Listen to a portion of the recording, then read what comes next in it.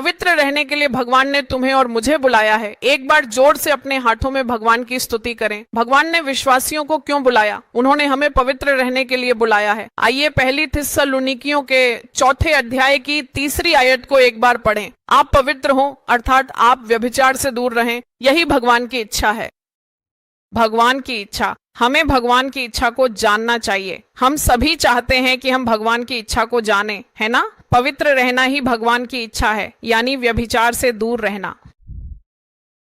व्यभिचार से दूर भागें। हम कब बदलते हैं? पाप में न गिरें, उस जगह को तुरंत छोड़ दें। अगर किसी को कोरोना है तो क्या आप उसके पास बैठेंगे?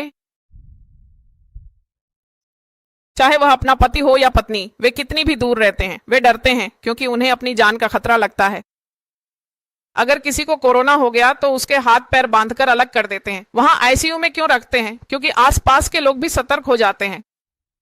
क्या पहले भी लोग इतने सतर्क रहते थे? क्या आपके पास कुरान है? अगर आपके घर में है तो आपको जल्दी से घर खाली कर देना चाहिए। अगर ऐसा नहीं किया तो लोग हमें छोड़कर चले जाते हैं। देखिए, जब एक बीमारी इतनी फैल सकती है तो पाप में भी फैलने की ताकत होती है। पाप भी संक्रामक होता है। इसीलिए हमें कभी भी पाप में शामिल नहीं होना चाहिए, उसे समर्थन नहीं देना चाहिए। ये बहुत कठिन है, बहुत सख्त रवैया रखना चाहिए। पाप के साथ, अपने शरीर के साथ भी तुम्हें कठोरता से पेश आना चाहिए। मैंने ये सीखा है, कठोर रहना चाहिए। दूसरों के साथ जितने सख्त होते हैं उससे भी ज्यादा अपने शरीर के साथ होना चाहिए। शरीर को सिखाना चाहिए। दावीद अपने भजन संहिताओं में क्या कहते हैं? हे मेरी आत्मा। ईश्वर द्वारा किया गया यह संवाद सार्वजनिक रूप से नहीं है, वह अपने ही आत्मा को उपदेश दे रहे हैं। भजन संहिता 103 में हे मेरी आत्मा।